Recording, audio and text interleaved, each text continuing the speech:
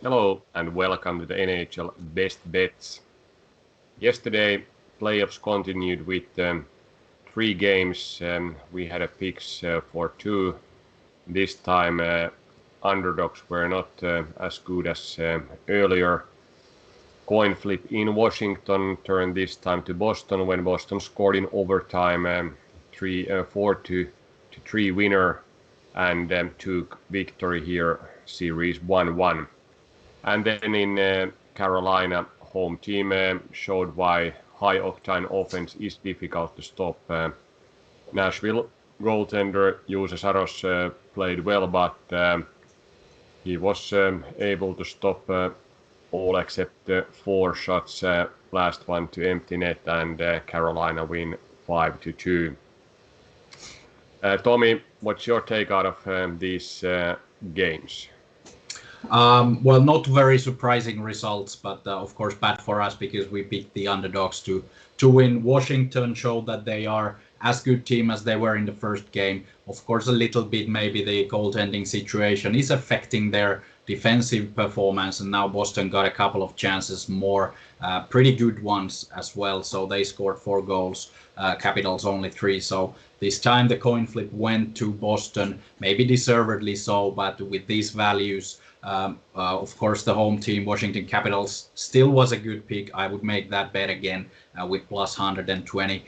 Let's see how this series continues. Now it's all even going to Boston, so probably going to be very, very close games as well. The other game then was not as close.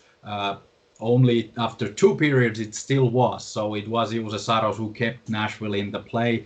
Maybe the defense of Predators did not perform as well as was expected in order to cut down the heavy octane offense of Carolina. And Carolina then went in the third period and scored a couple of goals, taking 5-2 victory. So Carolina was a lot better team. And Nashville needs to do a lot better defensively, not to leave their goaltender hanging, and maybe reduce the amount of shots that they are allowing Carolina. Carolina shot 38 times, Saros saved 34, but still a 5-2 loss for the Predators. 2 goals scored, maybe not enough, but in an optimal situation, Nashville can play in a way that they only allow 1 to 2 goals, so it will be a tough matchup. The next one, they should be able to get a victory in order to compete against Carolina when the series goes to Nashville in the third game.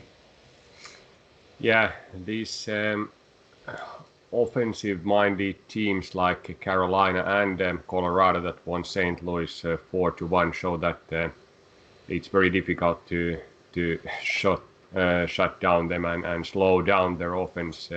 Colorado shot 50 times to St. Louis, and St. Louis had 23, so more than double amount of shots by Colorado. They won 4-1. So, do you think these two teams here and then maybe also teams like Edmonton and Toronto, when they start the playoffs in North Division, will continue easily to the second round? Easily might be a little bit strong word here, but like we saw now in both of these games against St. Louis and Nashville, who are very defensive teams, both teams were able to keep the game very close for 2 periods, even if the underdogs did not get a lot of chances. But then in the third, it went to the, let's say, better teams and at least more offensive teams. So if the offensive teams keep on pounding and knocking on the door, eventually they are going to win. In the playoffs, of course, when you are playing a very tight defense and manage to score a goal, you might win enough to get through to the next round, but it is a very tall task to ask from these defensive teams because of the offensive prowess of the teams like Toronto, Colorado, Carolina, and Edmonton as well. So I think it's this time it's an impossible task for these teams to stop the offense for at least for 4 times, because that's what you need to win a playoff series. Tonight, playoffs continue with 3 games. This is a repetition of yesterday's schedule.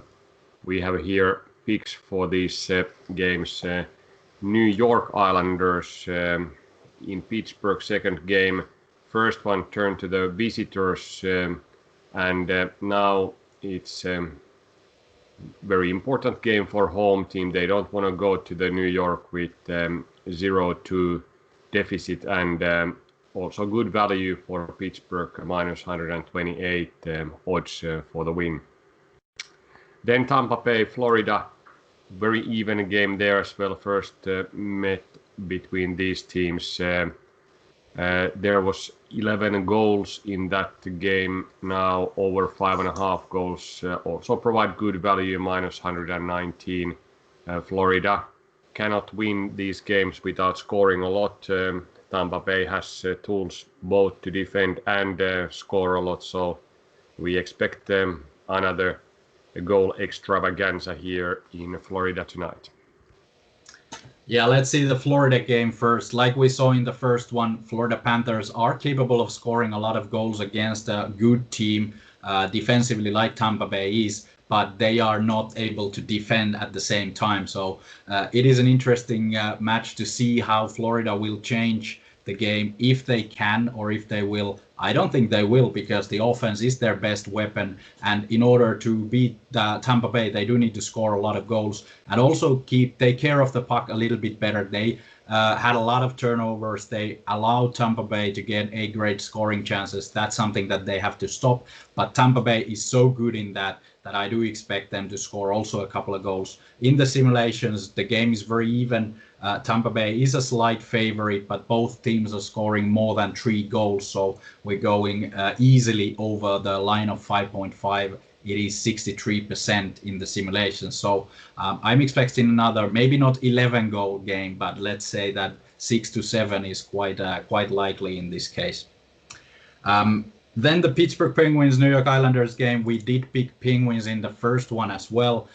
They were a better team for 2 periods. Then something happened. New York Islanders started to play a little bit better. They were aggressive and physical throughout the game. They did deserve their equalizer in the third period. It was actually they went ahead and then Penguins equalized, and then Islanders won in the overtime. This time Penguins have to learn from their mistakes. They already lost 2 years ago to Barry Trotz's New York Islanders in the playoffs. In a similar manner, they lost the first game in the overtime. Now let's see if Penguins can bounce back, and that's something that they have to do. They cannot go down 2-0 to go to New York to play, where Islanders is a very good home team. Barry Trotz knows how to use all the advantages they have in home ice. So 1-1 is a decent situation to go there, but 2-0 would be a horrible catastrophe for Penguins again. So Penguins are pretty much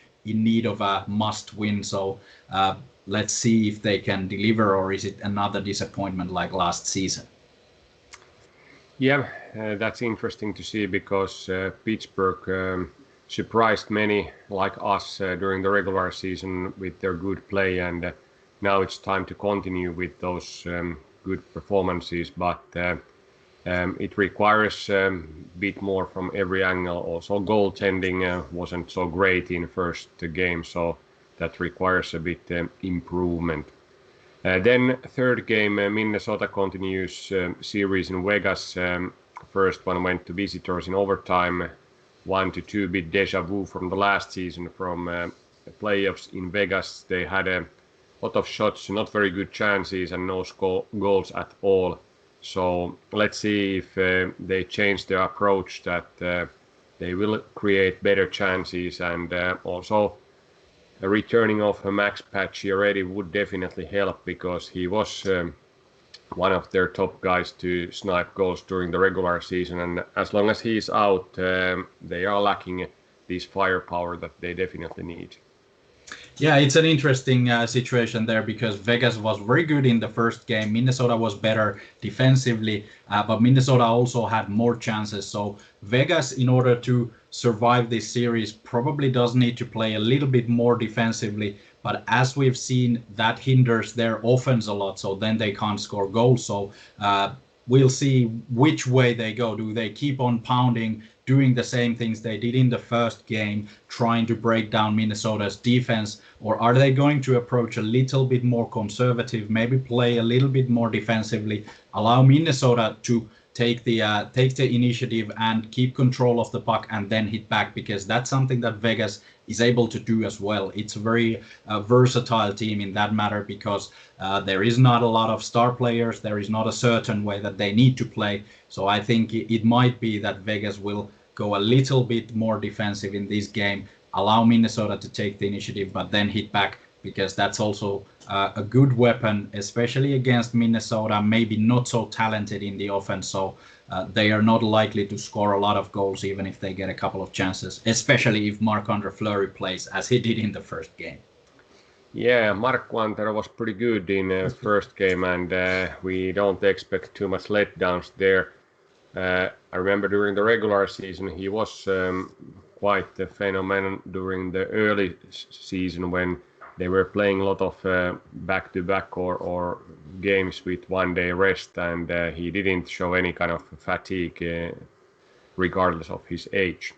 Yeah, we were expecting him to get a little bit fatigued, like in the 10th or 11th game in a row, but I think he played a shutout then and all that. So Marc-Andre Fleury is playing the best hockey of his life now, and it's a good defense, of course, to play behind, but still a couple of game savers already in the first one. I'm expecting a lot of good stuff from him again. If we take a quick look to the series in general, we had predictions before the playoffs started that for Florida Tampa series, Tampa was favorite there and most probable outcome in 6 games, so 4-2. If Tampa wins now second, they go to home to play 2 more games in 2-0 lead. Do you think Florida has any chances to win on the road? I do think they do, because of the way these teams have played during the season. Florida has the keys to break down Tampa Bay. I'm not sure if the home advantage is so massive in Florida. Both teams have played together so much that it's not exactly the same as traveling across the country. But of course, Tampa Bay, when they get the lead, they are such a good team that it will be difficult. So I do think that Florida will do, of course, everything they can tonight to win this game and take it 1-1 to Tampa Bay. And then Vegas, Minnesota was predicted to go game 7. They're pretty even series overall, but Vegas would have upper hand there. That's most probable outcome. And also the home arena advantage in Vegas is pretty good. That's one of the hectic crowd in the NHL in T-Mobile Arena there. I think that looks to go pretty much as predicted, even series until the bitter end. Yeah, it was a very good win for Minnesota in the first game. Like we said, that usually the surprises come in the first game when the teams are a little bit uncertain of how to approach the game. It was a very good win for Minnesota. Now it's a lot easier. Whatever happens in the second game, it's a lot easier for them to go back home and start playing against Vegas. If it's 1-1, it's okay. If they lead 2-0, of course, all the better. So it is now up to Vegas to get back their home advantage from Minnesota.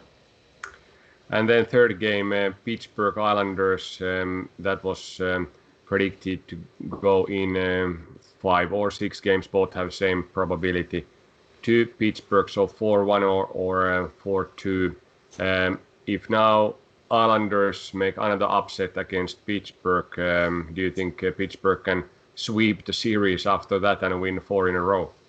Pittsburgh Penguins is such a team that it is up in the air what they're gonna do. They can easily beat tonight Islanders 5-1 or completely overhaul them, but also they can play really bad. So if they lose tonight, it might be that the air is out of their lungs and they are going to New York just to survive and try not to lose. But it's not a good situation for Penguins, so they do have to win tonight. Then if they get their game going, if they get Malkin back, very deep team in that regard, in the offense at least, defensively not so much. But if they win tonight comfortably, then going to New York is so much easier that team can easily win both of those games and then take the series in 5 games. Let's see what happens tonight. Number 2 in many series, game number 2 in many series is decider, because if you are 0-2 going to the road, that's a very difficult thing to pull back. Yeah, interesting games ahead. See you tomorrow. See you tomorrow.